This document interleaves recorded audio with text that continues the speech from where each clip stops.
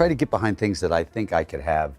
At least I can help bring attention to it. I can't change things. You know, we're not a government, my wife and I. We try to get involved in things that we think we can, and we fail. I fail most often. You failed a lot in Darfur, failed a lot, quite honestly, but it's worth the journey. And I'm worried about the coarsening of America. I'm worried about how we celebrate unkindness. George Clooney just called Trump a xenophobic fascist who's in over his head, and the orange man lost his mind. Trump's response? Late-night Twitter tantrums attacking Clooney's acting career. Yeah, that's right. The reality TV star with zero political experience before becoming president is criticizing the political knowledge of a guy who's actually running humanitarian foundations. It's like watching a kindergartner tell Mozart he doesn't understand music. Before we move on, I'd like to ask you a small favor. If you appreciate this content, please take a second to like this video and subscribe to the channel. Over 98% of you watch the videos without subscribing. It costs you nothing, but it makes a huge difference to us.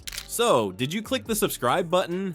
Great, thank you so much. Now, back to the video. So what exactly did George Clooney say that got Trump so worked up? Well, it's a doozy. Clooney didn't just criticize Trump, he absolutely demolished him in an interview, calling him a xenophobic fascist who's in over his head and incapable of leading the country. I don't know if you've seen this, but he posted in July, so now fake movie actor George Clooney.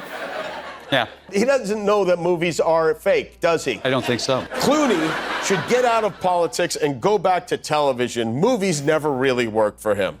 You know, I will if he does. Who never came Hannibal Lecter close is his guy. to making a great movie is getting into the act. He's turned on Crooked Joe like the rats they both are. What does Clooney know about anything? Ouch, that's gotta hurt even Trump's extra thick skin. I mean, when Hollywood royalty like Clooney comes at you that hard, it's gonna leave a mark. But here's the thing, this wasn't just some random celebrity hot take from a guy who once played Batman, and we try to forget that one. Clooney had receipts. He pointed directly to Trump's history of inflammatory comments about Mexicans and Muslims. Remember when Trump kicked off his campaign by calling Mexican immigrants rapists? Or how about when he proposed that total ban on Muslims entering the United States? These weren't just policy disagreements, these were statements that shocked people across the political spectrum. What makes this celebrity feud particularly interesting is that these two actually used to be on perfectly fine terms. Before Trump's political ambitions took center stage, they'd occasionally bump into each other at fancy events where the rich and famous gathered to pretend they care about each other. Sources say they were perfectly civil, no drama, no Twitter wars, just normal acquaintances in the celebrity world. You know, the kind of relationship where you nod and say, "Hey, how's it going?" before moving on to someone more interesting. But that all changed when Trump decided to run for president and started spouting off about immigrants. Clooney, unlike many celebs who conveniently stay quiet when controversy strikes, couldn't just stand by. Have you thought about if Donald Trump wins, have you thought about the possibility he might use the power of the federal government against you personally? You don't have to be faster than the bear, you just have to be faster than the one kid. You're that one kid, pal. I'm the kid. Yeah, I have, but I'm comforted in the fact that he's coming after you first. That makes you feel better? Yeah. And really, can you blame him? When someone you used to exchange pleasantries with suddenly starts promoting ideas that go against everything you believe in, something's gotta give. And that's another thing that sets this celebrity clash apart. Clooney isn't just some actor who decided to play political expert for a day. The man has serious humanitarian credentials that make his criticism carry extra weight. While most celebrities think activism means posting a hashtag or a black square on Instagram, Clooney's been in the trenches for decades. He literally founded an organization called Not on Our Watch specifically to address humanitarian crises around the world. The United Nations even made him an official messenger of peace. That's not something they hand out in swag bags at the Oscars, folks. The contrast between these two famous figures couldn't be more stark or, frankly, hilarious. One uses his fame, fortune, and platform to advocate for refugees and those facing humanitarian crises. The other one, well, he used his fame to demonize those same people and push for a big, expensive wall. One works directly with the UN on refugee resettlement programs. Broadway debut, which I found kind of crazy that It's pretty stupid. You never been on Broadway. No, I've never. I did one play. I've done a lot of plays in L.A., Right. but I did one play at Steppenwolf about 30 years ago. It's been a long time. Have you thought about writing an op-ed in the Times asking him to step down? Because it worked once. Why not try it again? Yeah, he's a big fan of mine. And I'm a wreck. I'm a nervous Are you? wreck. Sure. I mean, it's a very intimidating world. Did you feel like this is something you need to check off?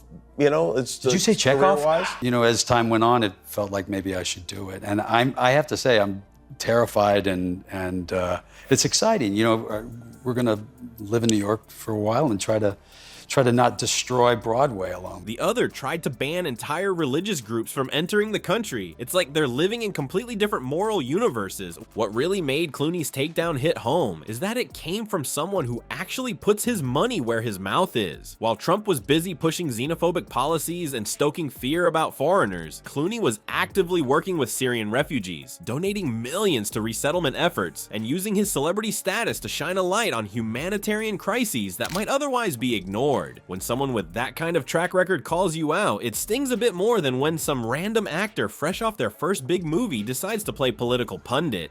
But the kicker, Trump's response to Clooney's criticism proved exactly why Clooney was right in the first place. Instead of addressing any of the actual issues Clooney raised, you know, the racism, xenophobia, or general incompetence, Trump went straight for petty personal attacks. Classic Trump move, right? He couldn't debate the substance of Clooney's arguments, so he went after Clooney's height, his acting career, and probably his haircut for all we know.